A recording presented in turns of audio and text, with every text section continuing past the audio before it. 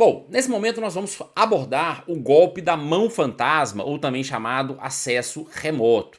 Os estelionatários, eles ligam para o consumidor se passando por atendentes de bancos ou de cartões de crédito normalmente, criando uma situação de emergência, de urgência.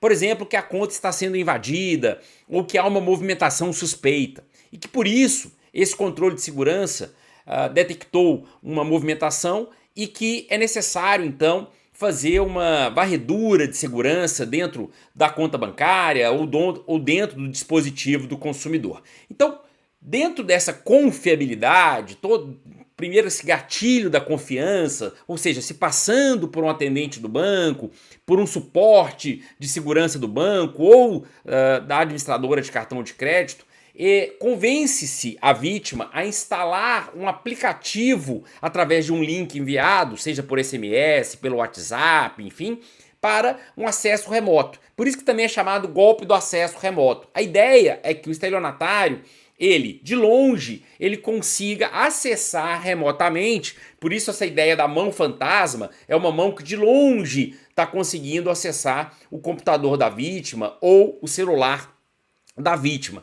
E aí, de posse do acesso, ele vai então transferir, ele vai ter acesso à conta bancária do consumidor e ele vai conversando muitas vezes com a vítima sem que a vítima perceba que está sofrendo ali uma fraude. Muitas vezes aquele fraudador ele vai alterar os dados bancários, alterar a senha para que depois ele entre na conta do consumidor, da vítima e possa então fazer a transferência ou fazer a solicitação de empréstimo e para uma conta do fraudador, uma conta laranja. Então ele tem acesso ao celular, ao acesso ao computador e com isso ele consegue manusear e consegue fazer ali o empréstimo, consegue fazer o Pix, consegue alterar dados e, portanto, perpetuar a fraude. Então esse basicamente é o golpe da mão fantasma ou do acesso remoto. Então vamos lá compartilhar a tela para a gente poder visualizar melhor.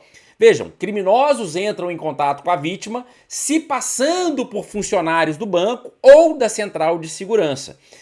Sempre alegando uma questão de segurança, alegando que é necessário fazer uma varredura, é necessário ter acesso para que ele verifique os dados de segurança, né? Ou também da administradora de cartão de crédito. Alegam a existência de movimentações suspeitas ou a necessidade de atualização cadastral. Então aqui, primeiro o gatilho da confiança, para que o consumidor de fato acredite que é um setor de segurança do banco e nesse momento então é preciso verificar se esses dados que foram para criar a confiança da vítima não são dados supostamente vazados. Porque se sim, se supostamente vazados, a gente tem já uma resolução do vazamento de dados que a gente já trabalhou aqui.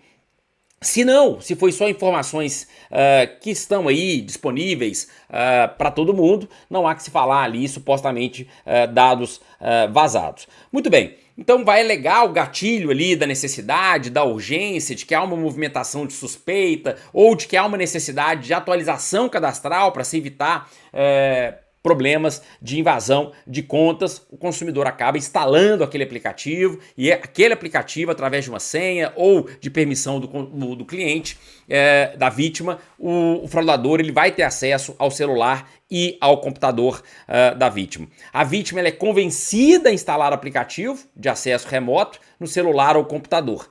Após obter o controle do dispositivo, o fraudador acompanha ou realiza as operações bancárias em tempo real. Então ele vai ali, a partir do momento que ele já tem acesso ao dispositivo, ao computador ou ao celular, ele vai ali entrar na conta bancária, ele vai promover sem que a vítima perceba o que de fato está acontecendo, quando em todo momento ele acha que aquele suporte de segurança, aquela pessoa está fazendo ali a verificação de dados de segurança da conta. Então ele realiza transferências, Pix, contrata empréstimos, altera cadastros, como a gente diz, né? Altera senhas do banco para que depois ele tenha aquele acesso de maneira mais facilitada. Em muitos casos, o próprio criminoso vai orientar a vítima, então a vítima permanece ali, dando um ar de confiabilidade.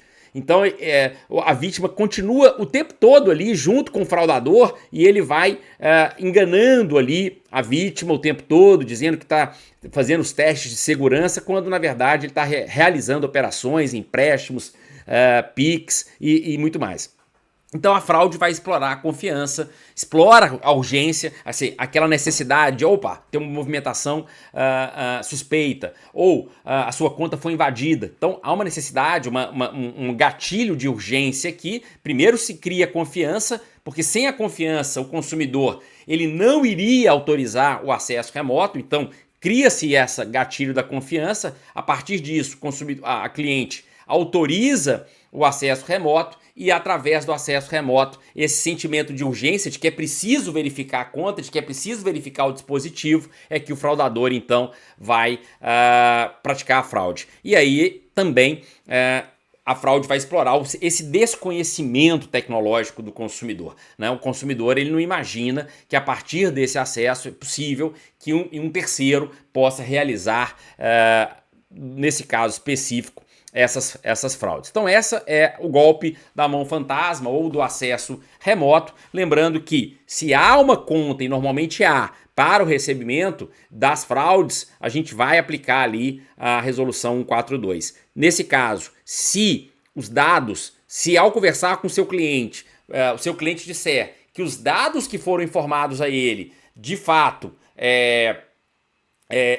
eram de acesso exclusivo do banco, ali há um suposto vazamento desses dados. Então, ali é preciso também que você, de maneira subsidiária, aplique a resolução que fale sobre vazamento de dados, porque a gente precisa mostrar todas as possíveis falhas dos bancos para que a gente consiga, ao constatar uma falha, consequentemente o defeito e, portanto, a responsabilidade. Tá legal? Grande abraço, fiquem com